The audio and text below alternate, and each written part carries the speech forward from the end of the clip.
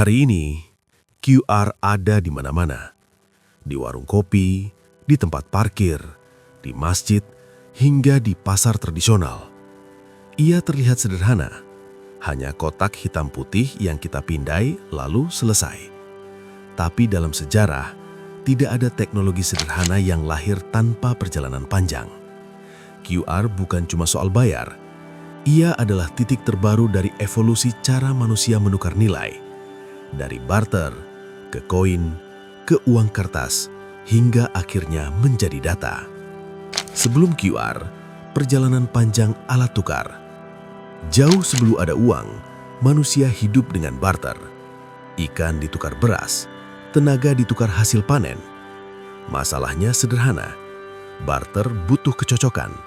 Kalau satu pihak butuh beras, tapi pihak lain tidak butuh ikan, transaksi berhenti. Lalu muncullah koin logam. Di Nusantara, koin datang bersama pedagang asing, Cina, India, Arab, Eropa. Nilainya jelas karena bahannya bernilai. Namun koin berat, sulit dibawa dan terbatas. Uang kertas kemudian lahir. Awalnya bukan nilai, tapi janji. Janji bahwa kertas ini mewakili sesuatu yang lebih besar. Di masa kolonial, uang kertas jadi alat kontrol. Di masa negara modern, ia jadi simbol kedaulatan. Lalu masuk era perbankan, ATM, kartu debit, kartu kredit.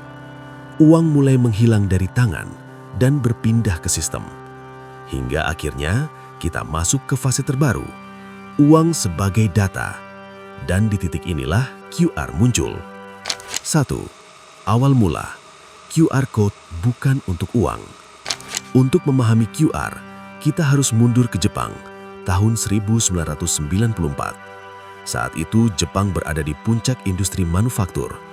Toyota memproduksi mobil dalam jumlah besar.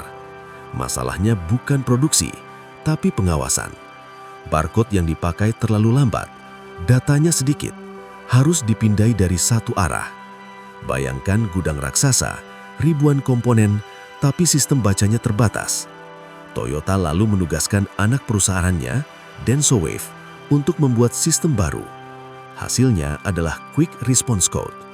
Disebut quick karena bisa dibaca cepat dari berbagai arah dan menyimpan jauh lebih banyak data.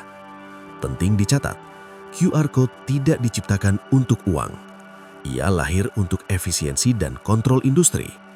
Dan inilah pola yang berulang dalam sejarah teknologi. Dibuat untuk industri, masuk ke militer atau negara, lalu turun ke kehidupan sehari-hari. 2. QR Code menyebar ke dunia. Denso Wave mengambil keputusan besar. Mereka tidak mengunci QR Code secara ketat. Teknologi ini bebas digunakan. QR Code lalu menyebar kemana-mana. Logistik, tiket, iklan, dokumen, hingga akhirnya pembayaran. QR Code murah, tidak butuh mesin mahal, cukup kamera. Karena itulah teknologi ini sangat cocok untuk negara berkembang. 3. Masuk ke Indonesia, era dompet digital. Pertengahan 2010-an, Indonesia memasuki era dompet digital. GoPay, OVO, Dana, Link Aja, ShopeePay, dan lainnya muncul bersamaan. Setiap aplikasi membawa sistem sendiri. Setiap sistem punya QR sendiri. Bagi mall besar, ini bukan masalah. Tapi bagi warung kecil, ini jadi beban. Satu warung harus menempel banyak QR.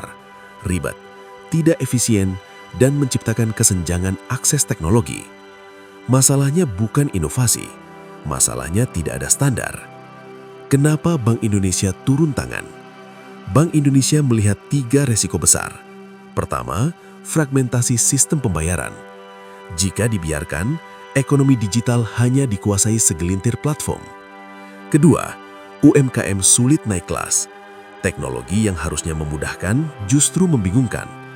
Ketiga, arus uang makin sulit dibaca, padahal negara butuh data untuk kebijakan ekonomi. Dari sini, lahir QR, bukan sebagai aplikasi baru, tapi sebagai standar nasional. Satu QR, banyak aplikasi, satu pintu ke sistem pembayaran resmi. Filosofi QR bukan mengganti uang, ia menyatukan jalur uang. Analoginya seperti ini. QR bukan dompet baru, tapi jalan raya. Warung kecil yang dulu berada di gang sempit, sekarang terhubung ke jalan utama ekonomi nasional. Namun setiap jalan raya pasti punya rambu, pencatatan, dan pengawasan. Konsekuensi, data menjadi nilai baru. Setiap transaksi QR tercatat, bukan untuk mengintai individu, tapi untuk membaca pola. Negara bisa melihat sektor apa yang tumbuh, wilayah mana yang aktif, kapan konsumsi naik atau turun. Dalam ekonomi modern, pola sering lebih berharga daripada uang tunai. QR dalam garis besar sejarah. Jika ditarik garis panjang, QR berada di jalur yang sama dengan teknologi besar.